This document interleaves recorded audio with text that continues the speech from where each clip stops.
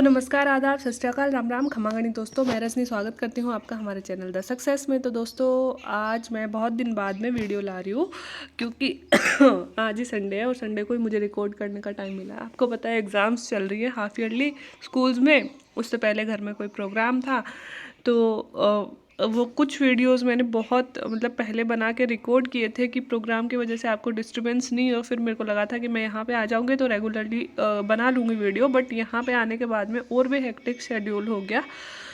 Exam चल रही हैं और 8:30 बजे से लेकर 4:30 बजे तक की ड्यूटी स्कूल में रहती है और उसके बाद में मैं बहुत थक जाती हूँ तो मैं वीडियो नहीं बना पाई। तो बहुत बहुत सॉरी। अब वीडियोस फिर से पहले की तरह रोज़ सुबह 6 बजे कंटिन्यू रहेंगे। तो हमने शायद चाय तक पढ़ लिया था मेरे हिसाब से, जहाँ तक मुझे याद है। मैंने पहले वाले वीडियोस खोल के नहीं देखे, चाय तक हमने शायद पढ़ लिया था। फिर भी हम चाय से शुरू करते हैं वापस से। हम पढ़ रहे थे भारत में फसलें पढ़ रहे थे, है ना। तो चाय से शुरू करते हैं। चाय की खेती, ये चाय हमने पढ़ ली थी वैसे, है ना। चाय के अलावा अब हम कॉफ़ी पे चलते हैं। कॉफ़ी है अगला, ठीक है।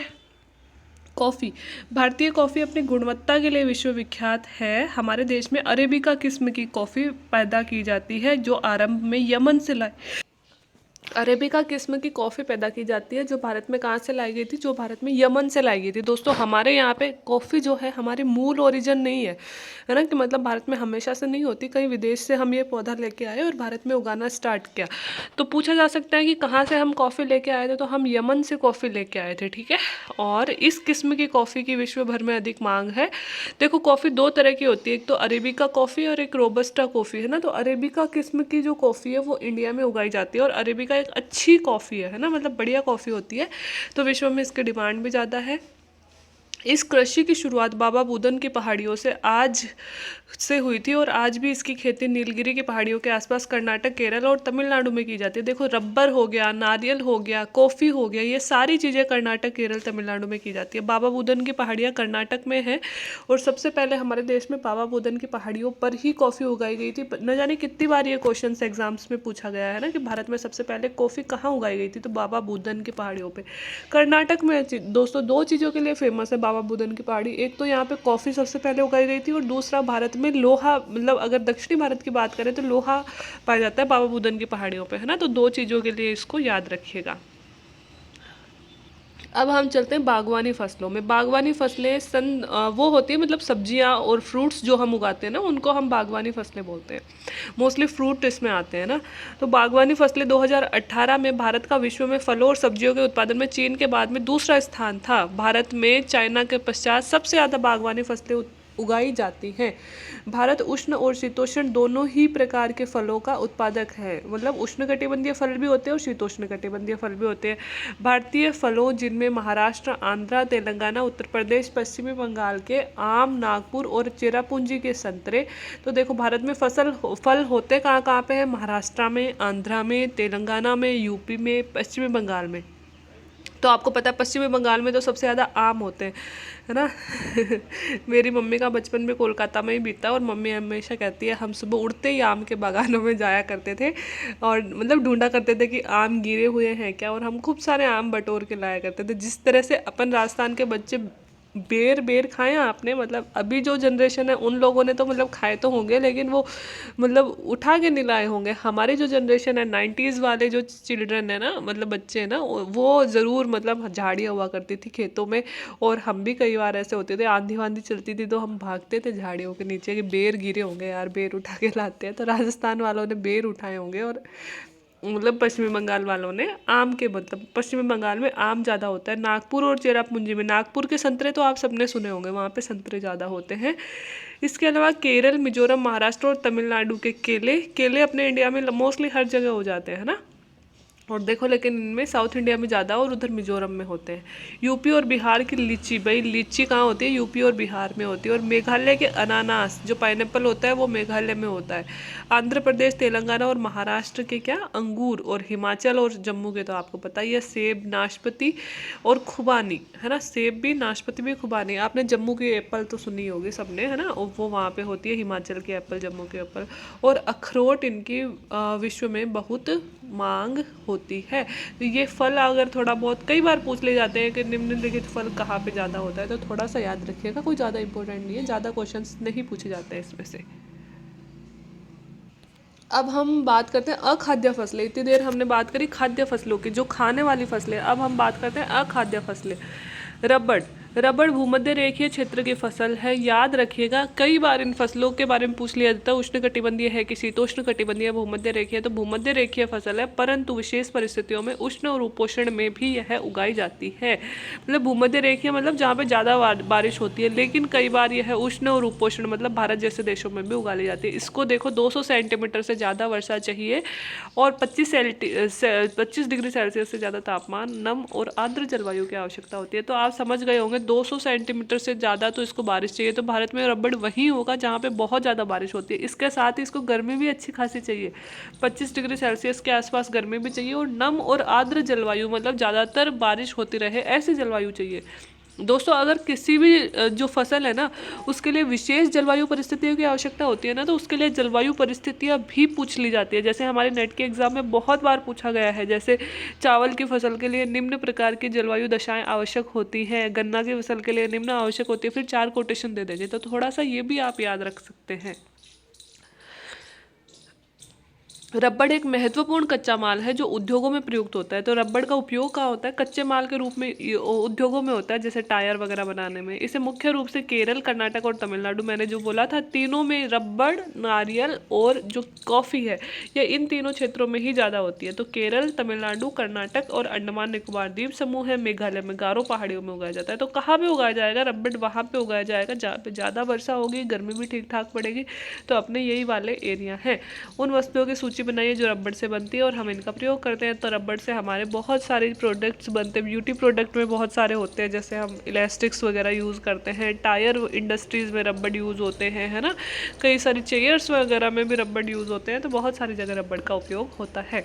अब होती है रेशेदार फसलें। रेशेदार फसलें जिनसे धागे वगैरह बनते हैं।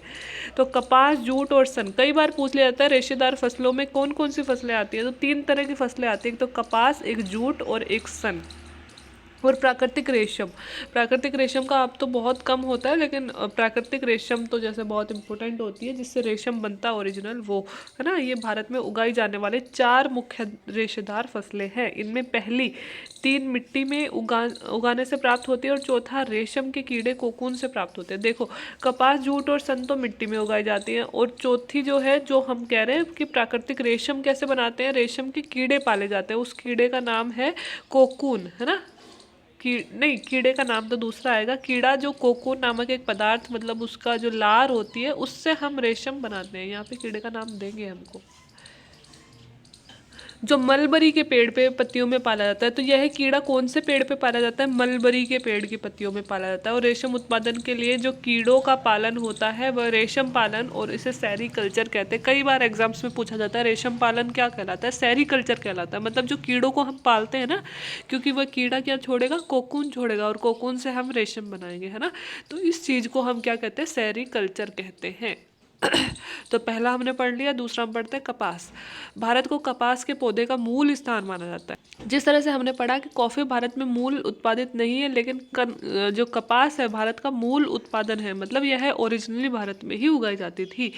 सूती कपड़ा उद्योग में कपास एक महत्वपूर्ण कच्चा माल है, और कपास उत्पादन में भारत का विश्व भर में चीन के पश्चात दूसरा स्थान है। दक्कन के पठार के अधिकतर शुष्क भागों में काली मिट्टी कपास के उत्पादन के लिए उपयुक्त मानी जाती है। इस फसल को उगाने के लिए उच्च तापमान चाहिए, हल्की वर्षा भी चाहिए, और सिंचाई भी चाहिए, या फिर 210 पाले रहित दिन। ये बहुत इंपॉर्टेंट लाइन है। कपास के लिए 210 दिन ऐसे होने चाहिए जिनमें पाला नहीं गिरे। पाला गिरना कपास के फसल के लिए बहुत हानिकारक माना जाता है। और पाला रहे दिन मतलब खिली हुई धूप चाहिए। 210 दिन का मतलब लगभग 4 महीने मान लो। 4 भी कैसे, ज़्यादा ही हो गया। 30 दिन होते हैं ना एक महीने में, तो 60 और 120, 180, हाँ 5 महीने तो मान लो कि 5 महीने ऐसे होने चाहिए जिसमें खिली हुई धूप हो, पाला नहीं करे।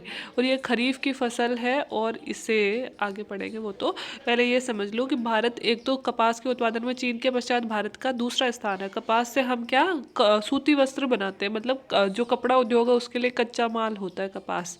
और दक्कन के पठार मतलब साउथ इंडिया मतलब अपना महाराष्ट्र, आंध्रा, कर्नाटक, है ना, इनमें जो है कपास, इनमें जो, क्योंकि ये दक्कन का पठार जो हमारा लावा से निर्मित है और यहाँ पे काली मिट्टी पाई जाती है, और जो काली मिट्टी है वह कपास के लिए बेस्ट मानी जाती है ना, यहाँ पे सबसे ज़्यादा कपास उत्पादित होती है। परिस्थितियाँ हमने पढ़ी ली। खरीफ की फसल है, खरीफ मतलब गर्मी की फसल है कपास, है ना। पककर तैयार होने में 6 से 8 महीने लगते हैं, पूरा साल ही लगभग ले लेता है। महाराष्ट्र, गुजरात, मध्य प्रदेश, कर्नाटक, आंध्रा, तेलंगाना, तमिलनाडु, पंजाब, हरियाणा और यूपी कपास के मुख्य उत्पादक क्षेत्र है। तो दक्कन का पठार जो है वहाँ पे मुख्य रूप से कपास उत्पादित की जाती है। अब हम पढ़ते हैं अगली फसल, जूट, है ना। जूट को सुनहरा रेशा कहा जाता है ना, गोल्डन फाइबर बोलते हैं जूट को। जूट की फसल बाढ़ के मैदानों में जल निकासी वाली उर्वरक मिट्टी में उगाई जाती है। जूट वहाँ होती है जहाँ पे नदियाँ ज़्यादा है, पानी ज़्यादा है, बाढ़ आती है और उपजाऊ मिट्टी पाई जाती है, मतलब मोस्टली नदियों के किनारे ही जूट उगाई जाती है, जहाँ हर वर्ष बाढ़ से आई नई मिट्टी जमा हो जाती है। इसके बढ़ने के समय उच्च आवश्यक तापमान की आवश्यकता होती है। पश्चिमी बंगाल, बिहार, असम, ओडिशा, मेघालय में जूट के मुख्य उत्पादक राज्य है। जहाँ पे ज़्यादा वर्षा होती है, जहाँ पे सिंचाई की व्यवस्था है, जहाँ पे नदियाँ पाई जाती हैं, वहाँ पे पश्चिमी बंगाल में हमारे यहाँ पे सबसे ज़्यादा जूट उत्पादित की जाती है। जूट के लिए जूट का किस में उपयोग किया जाता है? जूट का उपयोग किया जाता है बोरियां, चटाई, रस्सी, तंतु व धागे, गलीचे और दूसरी दस्तकारी वाली वस्तुएं बनाने में किया जाता है। इसकी उच्च लागत और कृत्रिम रेशों और पैकिंग सामग्री, विशेषकर नायलॉन की कम कीमत होने के कारण बाजार में इसकी मांग कम हो गई है। दोस्तों, तबीयत सही नहीं है, बोला नहीं जा रहा, बार बार नाक बंद हो जाता है मेरा, तो थोड़ा मैनेज कर लेना, है ना। तो जूट देखो, आजकल ना जूट की डिमांड कम हो गई है। जूट से हम बनाते क्या थे? बोरिया, चटाई, रस्सी। लेकिन आजकल क्या है, पहले वो जूट वो वाली होती थी जो बोरी में उपयोग होता है ना, वो धागा ब्राउन कलर वाला, वो वाला जूट होता था। लेकिन आजकल नायलॉन का मतलब कृत्रिम धागा आ गया। मतलब आजकल आप चटाई में देखोगे तो नायलॉन की, प्लास्टिक वाले धागे की बनी हुई होती है, इसलिए जूट की डिमांड कम हो गई। बाकी जूट को बनाने में लागत भी ज़्यादा लगती थी, है ना, और मतलब ज़्यादा मतलब मेहनत ज़्यादा करनी पड़ती थी, और आजकल उसकी जगह नायलॉन आ गया तो जूट की इतनी डिमांड आजकल नहीं रही है। अब हम पढ़ते हैं कृषि में भारत ने क्या प्रौद्योगिकी सुधार किए। बहुत इंपॉर्टेंट है दोस्तों। अगर आप मतलब किसी बड़ी एग्जाम की तैयारी करें, जैसे RS वगैरह के एग्जाम की तैयारी कर रहे हैं, तो ऐसे क्वेश्चन पूछ लिए जाते हैं जिनके हमें एक बहुत अच्छा आंसर नहीं आता है। जैसे कि भारत में किस तरह के सुधार स्वतंत्रता के बाद कृषि उत्पादन बढ़ाने के लिए किए गए, तो वैसे वाले क्वेश्चंस के लिए बेस्ट आंसर है। और इसमें हम बहुत सारी हरित क्रांति वगैरह भी पढ़ेंगे, तो वो भी इम्पोर्टेंट हो जाता है। जैसा कि पहले बताया गया है, भारत की कृषि हजारों वर्षों से की जा रही है भारत में, परंतु प्रौद्योगिकी और संस्थागत परिवर्तन के अभाव में लगातार भूमि संसाधन के प्रयोग से कृषि का विकास अवरुद्ध हो जाता है और इसकी गति मंद हो जाती है। सिंचाई के साधनों का विकास होने के उपरांत भी देश के एक बहुत बड़े भाग में अभी भी किसान खेती बाड़ी के लिए मानसून और भूमि की प्राकृतिक उर्वरता पर निर्भर है, और बढ़ती हुई जनसंख्या के कारण यह एक महत्वपूर्ण चुनौती है। ये कह रहा है कि कृषि हम लगातार करते रहते हैं तो हमारी भूमि बंजर हो जाती है, और बाद में मतलब स्वतंत्रता के बाद में जनसंख्या लगातार बढ़ रही है, भूमि हमारी कृषि वाली कम हो रही है, तो भी हमारे लिए एक चैलेंज हो गया है कि हम इतनी बड़ी जनसंख्या को इतनी कम भूमि से कैसे हम उसका पेट भरें। 60% से भी अधिक जनसंख्या, अधिक लोगों को आजीविका प्रदान करने वाली कृषि, कुछ गंभीर तकनीकी और संस्थागत सुधार लाने की कृषि में हमें आवश्यकता है। 60% से भी ज़्यादा लोगों को यह रोजगार देती है। स्वतंत्रता के पश्चात देश में संस्थागत सुधार करने के लिए जोतों की चकबंदी, सहकारिता, जमींदारी आदि समाप्त करने को प्राथमिकता दी गई। तो जैसे ही हम आज़ाद हुए, कुछ सुधार हमारे किए गए। जोतों की चकबंदी मतलब जो खेत बटे हुए थे ना, उनको एक जगह किया गया। जैसे कि 10 बीघा खेत के 1-1 बीघा के 10 टुकड़े कर रखे हैं, उनको एक जगह करके, उसे कहते हैं चकबंदी, मतलब खेतों को मिलाना। सहकारिता, सहकारिता का मतलब होता है मिलकर कृषि करना। जैसे एक गांव में सबके पास, किसी के पास 2 बीघा, 5 बीघा, 7 बीघा जमीन है, उन सबको बोल दो यार, अब मतलब किसी का कोई खास उत्पादन नहीं हो रहा है, इतनी सी भूमि में क्या उत्पादन होगा, उनको बोलो सहकारी कृषि करो, मतलब जमीनों को मिला लो, एक जगह तुम प्रोडक्शन करो, मतलब खर्चा जो होता है उसको बांट लो, फिर है ना, साथ में श्रमिकों का कार्य भी एक साथ मिलकर कर दो, और फिर जो होता है प्रोडक्शन जो होगा उसको तुम बांट लो। इसे कहते हैं सहकारी कृषि। जमींदारी प्रथा को समाप्त किया गया, मतलब पहले जमींदारों के पास सी ज़मीन हुआ करती थी, जैसे गांव की 500-500 बीघा ज़मीन या पूरा पूरा गांव जमींदारों के पास था। स्वतंत्रता के बाद उस जमींदारों से वो भूमि छीन के लोगों में बांटी गई। इस तरह के सुधार हमने शुरुआत में किए जब हमारा देश स्वतंत्र हुआ। उसके बाद में हमने पंचवर्षीय योजनाएं शुरू की। प्रथम पंचवर्षीय योजना में भूमि सुधार मुख्य लक्ष्य रखा गया। तो पहले पंचवर्षीय योजना में हमने कहा कि हम भूमि का सुधार करेंगे। भूमि पर पुश्तैनी अधिकार के कारण ये टुकड़ों में बढ़ती जा रही थी, जिसकी चकबंदी करना अनिवार्य था। तो चकबंदी मैंने बता ही दिया कि एक बाप के 4 बेटे 2-2 बीघा जमीन आई, मान लो उसके 10 बीघा थी, फिर 5 बेटे हो गए, 2-2 बीघा आ गई, फिर उनके 2-2 हो गए तो किसी के 1 बीघा, या फिर नहीं आई किसी के, है ना। तो इससे भूमि खराब हो जाती है, छोटे खेतों में कम उत्पादन होता है। तो चकबंदी करके मतलब उनको मिला के खेतों को बड़ा किया गया। भूमि सुधार के कानून तो बने परंतु इनको लागू करने में ढील की गई। अब चकबंदी वाला आपने कभी सुना है? मैंने तो नहीं सुना हमारे सीकर में या राजस्थान में ऐसा कुछ हुआ हो। बहुत कम जगह चकबंदी वाले कानून लगाए गए। मतलब सरकार ने कानून तो बना दिए लेकिन उससे धरातल स्तर पर सरकार लागू नहीं कर पाई।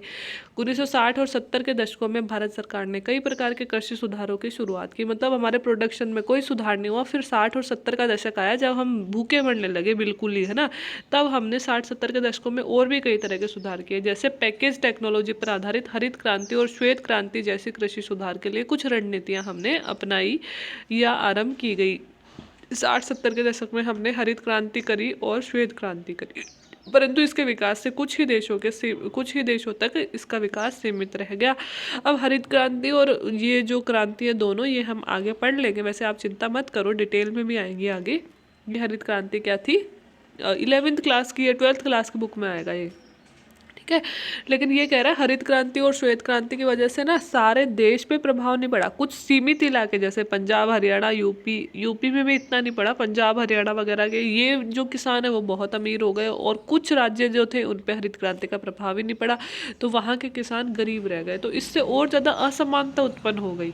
1980 और 90 के दशकों में व्यापक भूमि विकास कार्यक्रम शुरू किया गया जो संस्थागत और तकनीकी सुधारों पर आधारित था। इस दिशा में उठाए गए कुछ कदम में सूखा, बाढ़, चक्रवात, आग और बीमारी के लिए फसल बीमा के प्रावधान करना, किसानों को कम दर पर ऋण उपलब्ध करवाना तथा ग्रामीण बैंकों, सहकारी बैंक समितियों और बैंकों की स्थापना करना था। अब 1980-90 के दशक में हमने और भी बहुत सारे सुधार किए, जैसे कि हमने किसानों को कई तरह के बीमा उपलब्ध करवाए, किसानों के लिए विशेष बैंकों की स्थापना करी ताकि उनको सस्ते दरों पे लोन वगैरह उपलब्ध करवाया जा सके। किसानों को लाभ प्रदान करने के लिए भारत सरकार ने किसान क्रेडिट कार्ड और व्यक्तिगत दुर्घटना बीमा योजना PAIS भी शुरू करी। तो किसानों के लिए किसान क्रेडिट कार्ड बड़ा मतलब अच्छा हुआ करता था। कुछ पैसे जमा करा दो और कुछ सालों बाद में बड़ी अच्छी मतलब ब्याज दर पे उनको अच्छे पैसे मिलते थे। मेरे पापा ने भी ये कुछ करवा रखा था ना। तो इनसे किसानों मतलब ऐसी कुछ योजनाएं जैसे पर्सनल बीमा हो गया, किसान क्रेडिट कार्ड हो गया, ये शुरू किए गए किसानों के लिए। इसके अलावा आकाशवाणी और दूरदर्शन पर किसानों के लिए मौसम की जानकारी के बुलेटिन और कृषि कार्यक्रम प्रसारित किए जाते हैं, और किसानों को बिचौलियों और दलालों के शोषण से बचाने के लिए न्यूनतम सहायता मूल्य और कुछ महत्वपूर्ण फसलों के लिए लाभदायक खरीद मूल्यों की सरकार द्वारा घोषणा की जाती है। उसके बाद सरकार ने, आपने अगर दूरदर्शन, वही मैं फिर से कहूँगी 90s वाले बच्चों ने दूरदर्शन देखा होगा। दूरदर्शन पे हमारे चैनल आते थे कृषि वाला, है ना, जिसमें किसानों को बढ़िया बढ़िया बीजों के बारे में और किस तरह से अपने फसलों को बीमारियों से बचाए इसके बारे में जानकारी दी जाने लगी। ऐसे कई कार्यक्रम भी प्रारंभ किए गए और हमें सस्ती दरों पर अच्छे क्वालिटी के बीज गवर्नमेंट की दुकानों पर जो उपलब्ध करवाए जाने लगे। किसान पोर्टल भी बनाए गए हैं ना, इसमें कुछ पोर्टल्स के नाम दिए गए हैं। एक ये भूदान ग्रामदान बड़ा इंपॉर्टेंट सा टॉपिक बीच में दिया है और इंटरेस्टिंग भी है। हमने हमेशा विनोबा भावे का भूदान आंदोलन, देखो मैंने RS की प्रिपरेशन करी है, भूदान आंदोलन पढ़ा था लेकिन कभी इतने अच्छे तरीके से नहीं पढ़ा था। इसमें बड़ी प्यारी सी एक स्टोरी दे रखी है, ये पढ़ते आओ। महात्मा गांधी ने विनोबा भावे, जिन्होंने उनके सत्याग्रह में निष्ठावान सत्याग्रही की तरह भाग लिया था, को अपना आध्यात्मिक उत्तराधिकारी घोषित किया, और गांधी जी के ग्राम स्वराज अवधारणा में भी उनकी गहरी आस्था थी। गांधी जी की शहादत के बाद उनके संदेश को लोगों तक पहुंचाने के लिए विनोबा भावे ने लगभग पूरे देश की पदयात्रा की। मतलब विनोबा भावे गांधी जी के शिष्य थे। जब गांधी जी एक्सपायर हो गए तो विनोबा भावे ने गांधी जी की शिक्षाओं को देश में पहुँचाने के लिए देश की यात्रा की। एक बार जब वे आंध्र प्रदेश के किसी गाँव पोचमपल्ली में बोल रहे थे तो कुछ भूमिहीन गरीब ग्रामीणों ने उनसे अपने आर्थिक भरण पोषण के लिए कुछ भूमि मांगी। विनोबा भावे ने उनसे तुरंत तो कोई वादा नहीं किया, परंतु उनको आश्वासन दिया कि यदि वे सहकारी खेती करें तो वो भारत सरकार से बात करके उनके लिए ज़मीन मुहैया करवाएंगे। मतलब वो किसी तब आंध्रा के किसी गांव में थे और उन्होंने जैसे गांधी जी के बारे में वो बोल रहे होंगे, तो उन्होंने वहाँ के जो किसान है उन्होंने बोला कि यार मतलब हमारे पास सिर्फ ज़मीन नहीं है, हमें ज़मीन दो ना, तब हम कुछ कर पाएंगे ना ज़िंदगी में।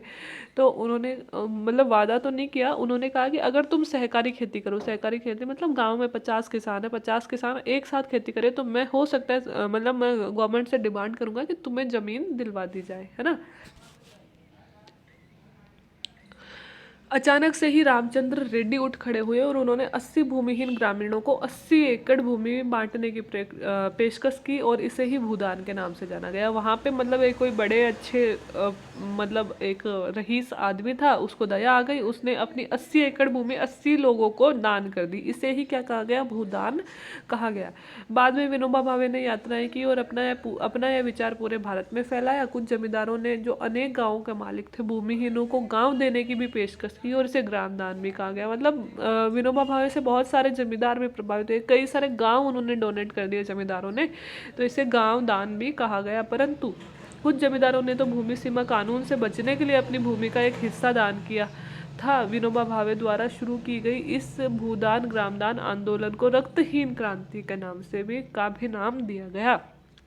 तो अगर आपसे कभी पूछ लिया जाए रक्तदान, रक्तहीन क्रांति या ग्रामदान या भूदान, तो आप एक अच्छी स्टोरी के द्वारा इसे बता सकते हो। मुझे बड़ी पसंद आई, मैंने इतनी बुक्स पढ़ी थी, इतनी अच्छी स्टोरी कभी नहीं पढ़ी थी, ये बड़ी अच्छी लगी मुझे, है ना। रक्तहीन क्रांति मतलब लोगों ने अपने एक तरह से नैतिक रूप से प्रभावित होकर अपनी भूमियाँ, जो भूमिहीन किसान थे, उनको दान करी। अब कृषि की राष्ट्रीय अर्थव्यवस्था, रोजगार और उत्पादन में योगदान। कृषि भारतीय अर्थव्यवस्था की रीढ़ की हड्डी है। सकल घरेलू उत्पाद कृषि संबंध तथा कृषि से संबंधित क्षेत्र के योगदान का अनुपात 1951 से लगातार घट रहा है और घटने के उपरांत भी 2011 में देश की लगभग 54.6% जनसंख्या, रोजगार और आजीविका का साधन यही थी, मतलब कृषि थी। तो जीडीपी में जो कृषि का योगदान है वो लगातार घट रहा है, लेकिन फिर भी आज भी हमारी जीडीपी में सबसे ज़्यादा योगदान किसका है, कृषि का है। कृषि का सकल घरेलू उत्पाद में घटता अंश गंभीर चिंता का विषय है, क्योंकि कृषि में किसी भी प्रकार की गिरावट प्रतिरोध अर्थव्यवस्था के अन्य क्षेत्रों में गिरावट लाएगी और समाज के लिए व्यापक निहितार्थ है। ये कह रहा है कि कृषि का जीडीपी में जो योगदान घट रहा है वह हमारे लिए चिंता का विषय है, क्योंकि कृषि सिर्फ हमें खाने के लिए अनाज ही नहीं देती, बहुत सारे जो उद्योग हैं उनके लिए कच्चा माल भी प्रदान करती है ना। तो एक देश के लिए अच्छा नहीं है कि जीडीपी में कृषि का जो योगदान है वो घटता जाए। कृषि के महत्व को समझते हुए भारत सरकार ने इसके आधुनिकीकरण के लिए भरसक प्रयास किए हैं। भारतीय कृषि में सुधार के लिए भारतीय कृषि अनुसंधान परिषद व कृषि विश्वविद्यालयों की स्थापना, पशु चिकित्सा सेवाएं, पशु प्रजनन केंद्रों की स्थापना, बागवानी विकास, मौसम विज्ञान, मौसम के पूर्वानुमान के क्षेत्र में अनुसंधान और विकास को वरीयता दी गई। तो ये बहुत सारे नाम हैं, इन्हें रट सकते हो। कभी भी कृषि विकास का कोई क्वेश्चन आए तो ये आप लिख सकते हो। कृषि क्षेत्र को दृढ़ करने के लिए और सहयोग देने के लिए कई पहले की गई और इनके स्रोत वगैरह ये इस कक्षा में चर्चा करें। चित्र 4. तालिका 4.1 कहाँ है, 4 नीचे आएगी शायद, हाँ ये आएगी। इसने ये बताया है भारत मतलब सकल घरेलू उत्पाद में वृद्धि में मतलब कृषि मतलब वृद्धि हुई, जीडीपी में कृषि के योगदान की या कमी हुई। तो ये देखो 2012 में 1.5% की वृद्धि, 13-14 में 4.2% की और 14-15 में माइनस में चली गई। ऐसे कुछ मतलब कृषि का जो योगदान है वो माइनस में चला गया, है ना। इस तरह से इसने कुछ बताया है, जैसे उद्योगों का देखो बढ़ रहा है, सेवाओं का बढ़ रहा है और कृषि का लगातार कम हो रहा है। यही बात यह कह रहा है। तालिका 4.1 से स्पष्ट होता है कि पिछले कुछ वर्षों में सकल घरेलू उत्पाद में वृद्धि हुई है, परंतु इससे देश में पर्याप्त मात्रा में रोजगार के अवसर उपलब्ध नहीं हो रहे हैं। कृषि की विकास दर कम हो रही है, जो कि एक चिंताजनक स्थिति है। वर्तमान में भारतीय किसान को अंतर्राष्ट्रीय प्रतिस्पर्धा में एक बड़ी चुनौती का सामना कृषि सेक्टर में विशेष रूप से करना पड़ रहा है। बहुत आवाज़ें आ रही होंगी आपको बाहर से, वह एक्चुअली मैंने गेट वगैरह खोल रखा, मैं धूप में बैठी हूँ क्योंकि ठंड ज़्यादा हो रही थी, तो मतलब वहाँ बैठ के अंदर बैठ के मन नहीं किया बनाने का वीडियो। बड़ा लंबा पाठ बना दिया यार। अब ये 10th के बच्चों के तो ये सारी चीज़ें समझ में ही नहीं आती, जिन जो मतलब ये अपन लोग तो चलो बड़ी एग्जामों की तैयारी कर रहे हैं ना, ये 10th के बच्चों को तो बिल्कुल भी समझ में नहीं आती क्या जीडीपी क्या होती है और ये सारी चीज़ें क्या होती है। इतने लंबे लंबे पाठ बना देते हैं, ऐसा लगता है जैसे ये यूपीएससी आरपीएससी वालों के लिए पाठ बनाए, बच्चों के लिए नहीं। रासायनिक उर्वरकों पर सहायक कम करने से उत्पादन की लागत बढ़ रही है। इसके अतिरिक्त कृषि उत्पादों पर आयात कर घटाने से भी देश की कृषि पर हानिकारक प्रभाव पड़ रहा है। ये कह रहा है कि सरकार ने मतलब विश्व के दबाव के कारण जो रासायनिक उर्वरकों पर, खाद पे हमें जो सब्सिडी देते थे ना, उसको कम कर दिया। और हमारे जो भारत में बाहर से जो कृषि के प्रोडक्ट आते हैं उन पे जो निर्यात रेट है वह कई बार विदेशी दबाव में आके सरकार को कम करनी पड़ती है, जिससे विदेश की चीज़ें ज़्यादा आने लगती है। जैसे गेहूँ अमेरिका से ज़्यादा आने लग गया, क्यों? क्योंकि उस पर निर्यात में टैक्स रेट कम कर दी है ना, मतलब आराम से कम टैक्स में भारत में आ पा रहा है। इससे भारत की कृषि पर गलत प्रभाव पड़ जाता है ना। किसान कृषि में पूंजी निवेश कम कर रहे हैं, जिसके कारण कृषि में रोजगार भी बढ़ रहे हैं। अनेक देशों में, अनेक क्षेत्रों में किसान आत्महत्याएं भी कर रहे हैं। कृषि पे वैश्वीकरण का प्रभाव। वैश्वीकरण कोई नई घटना नहीं है, उपनिवेश काल में भी यह स्थिति मौजूद थी। 19वीं शताब्दी में जब यूरोपीय व्यापारी भारत आए थे, उस समय भी भारतीय मसाले विश्व के विभिन्न देशों में निर्यात किए जाते थे। ये कह रहे वैश्वीकरण कोई आज का विषय नहीं है। शुरुआत में भी मतलब यूरोपीय लोग भी तो हमारे मसालों को ले जाकर विदेश में बेचते थे, वो भी तो वैश्वीकरण ही था।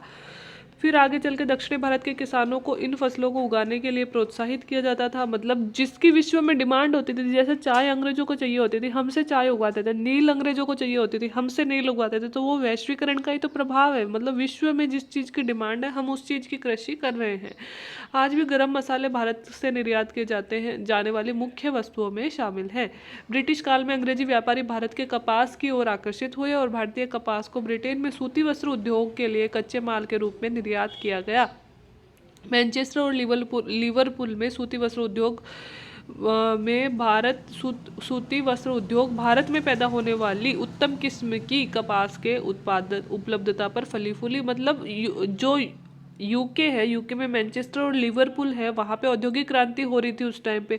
औद्योगिक क्रांति मतलब बहुत ज़्यादा उद्योग लगाए जा रहे थे और उत्पादन किया जा रहा था। तो वहाँ पे कपड़ा बनाया जाता था और कपड़े में कपास की डिमांड ज़्यादा होती थी। और भारत उनका उपनिवेश था ब्रिटेन का, तो भारत में कपास की खेती करवा दे। और भारत में जो पहले सूती वस्त्र बनता था उसको तो बंद करवा दिया कि तुम तो बंद करो, तुम मत बनाओ, हम बनाएंगे कपड़े। और हमसे जो कपास था वो ले जाते थे और वहाँ पे जाके उससे कपड़े बना के लाते थे और फिर उसको उस कपड़े को महंगी दरों पे इंडिया में लाके बेच देते थे। तो इस तरह से उनके जो उद्योग थे वो हमारी कपास या हमारे कच्चे माल पे निर्भर थे।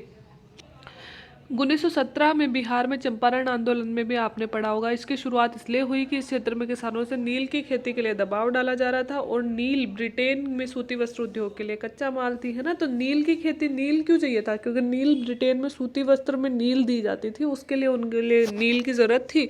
और भारत के किसानों को बोलते थे कि तुम गेहूँ मत उगाओ, चावल मत उगाओ, नील उगाओ, है ना। इस तरह से ये किसान इसलिए भड़के थे क्योंकि उन्हें अपने उपभोग के लिए अनाज उगाने से मना कर दिया गया था। बोलते थे कि हम जो कह रहे हैं ना वो उगाओ, क्यों? क्योंकि हम उनके गुलाम थे और वो जो कहते थे करना पड़ता था। इसलिए नील आंदोलन हुआ था चंपारण में 1917 में, है ना। 1990 की चुनौतियों के बाद में 1990 के बाद में वैश्वीकरण के तहत भारतीय किसानों को नई चुनौतियों का सामना करना पड़ा।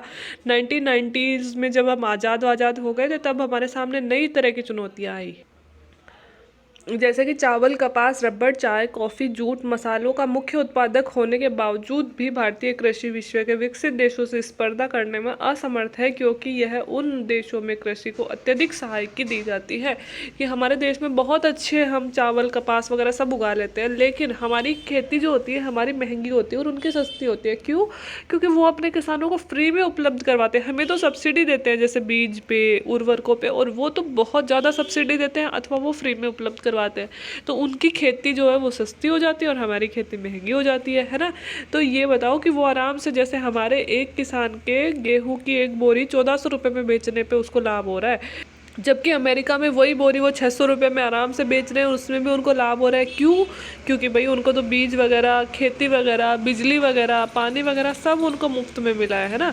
तो ये बताओ कि तो ये बताओ, एक अमेरिकी अगर भारत में लाके गेहूं बेचेगा, वो 600 रुपये की उसकी मतलब बोरी में लाभ हो रहा है, वो 800 रुपये की लाके बेच भी दे इंडिया में, है ना, तो भी तो हमारे 1400 रुपये तो उससे ज़्यादा महंगे होंगे। तो हम वहाँ के गेहूँ खरीदेंगे या यहाँ के? वहाँ के खरीदेंगे। इसलिए भारतीय किसानों को बड़ी प्रतिस्पर्धा का सामना करना पड़ता है इन सारी चीज़ों से।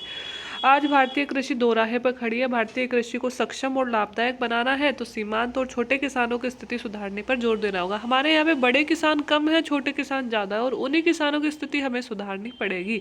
हरित क्रांति ने लंबा चौड़ा वादा तो किया, परंतु आज यह कई विवादों से घिरी है। आरोप यह लगाया जाता है कि हरित क्रांति के दौरान रसायनों के ज़्यादा प्रयोग, जल भ्रंतों के सूखने, जैव विविधता के विलुप्त होने के कारण भूमि का निम्नीकरण हुआ। मतलब हरित क्रांति ने पर्यावरण को कई तरह से नुकसान पहुंचाया। आज भारत में जीन क्रांति संकेत शब्द है, जिसमें जेनेटिक इंजीनियरिंग शामिल है। जेनेटिक इंजीनियरिंग आपने सबने सुनी होगी। जीन क्रांति क्या होती है? जेनेटिक इंजीनियरों में बीजों की नई संकर किस्मों का आविष्कार किया जाता है और शक्तिशाली पूरक के रूप में जानी जाती है। मतलब दो तरह के बीजों को मिला के, जैसे कि मान लो कपास की दो किस्म के बीज है, एक किस्म से डंठल अच्छा होता है और एक किस्म से मतलब उसका जो धागा वगैरह है वो अच्छा बनता है। दोनों को हम मिला के एक नया बीज बना दे, जिससे हमें मजबूत डंठल भी मिले, जिसे चारे वगैरह के रूप में यूज कर सके, और मजबूत धागा भी मिले, है ना। इसे बोलते हैं जेनेटिक इंजीनियरिंग। मतलब दो किस्मों को मिला के नई किस्म बना देना। वास्तव में कार्बनिक कृषि का आज अत्यधिक प्रचलन है। कार्बनिक कृषि क्योंकि यह उर्वरकों और कीटनाशकों जैसे कारखानों में निर्मित रसायनों के बिना की जाती है, इसलिए पर्यावरण पे इसका नकारात्मक प्रभाव नहीं पड़ता। अब जेनेटिक इंजीनियरिंग वाली खेती हमने कर तो ली, लेकिन उससे भी पर्यावरण पे कई तरह के मतलब नकारात्मक प्रभाव पड़ते हैं।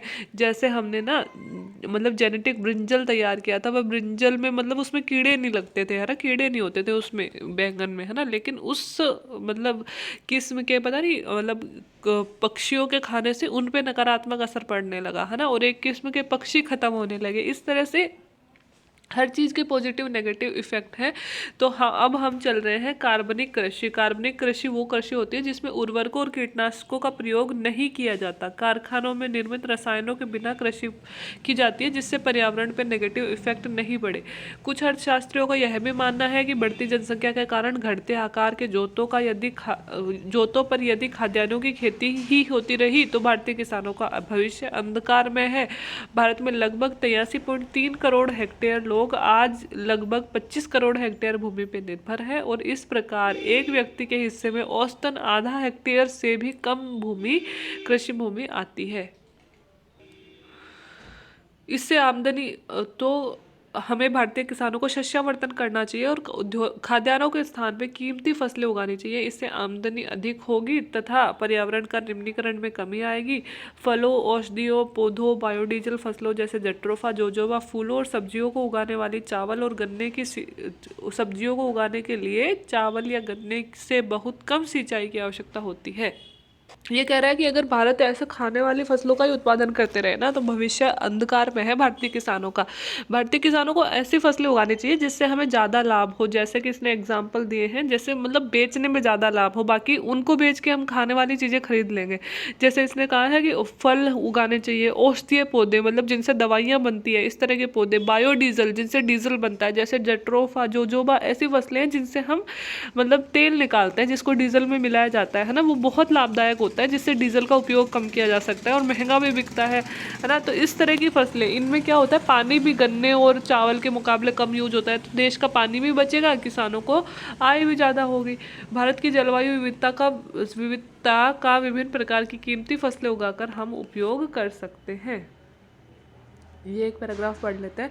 अनाज के स्थान में ऊंचे मूल्य वाली फसलें उगाकर शस्य प्रारूप में परिवर्तन का अर्थ यह होगा कि भारत को खाद्य पदार्थों का आयात करना पड़ेगा। तो ये कह रहे हैं कि हमें अनाज वाली मतलब खाने वाली फसलों की जगह हमें ये महंगी वाली फसलें उगानी चाहिए।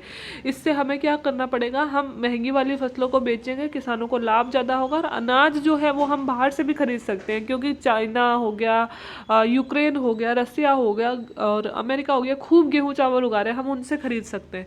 1960 के दशक में इसे एक आपदा के रूप में देखा गया होता, परंतु यदि हम कीमती फसलों के उत्पाद निर्यात करके खाद्यान्न आयात करते हैं तो हम भी चिली, इजराइल और इटली की अर्थव्यवस्था का अनुकरण करेंगे, जो कि विभिन्न कृषि उत्पाद जैसे कि फल, शराब, जैतून, विशेषकर बीज निर्यात करके खाद्यों का आयात करते हैं। क्या हम यह खतरा मोल लेने के लिए तैयार है?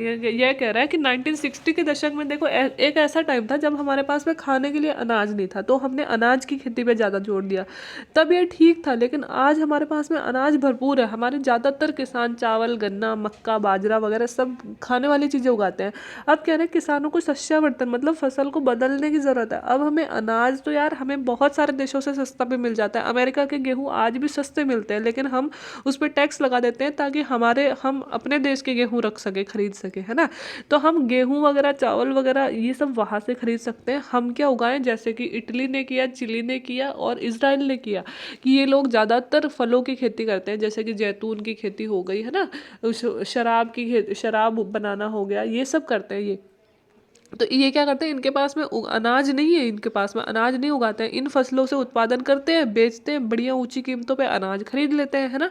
तो किसानों को भी लाभ रहता है। तो हम भी, यह एक रिस्क है, हालांकि ज़रूरी नहीं है सक्सेसफुल हो, रिस्क है, लेकिन हम क्या, यह रिस्क इस टाइम पे हमें लेना चाहिए किसानों की स्थिति सुधारने के लिए, यह बात इन्होंने बोली है।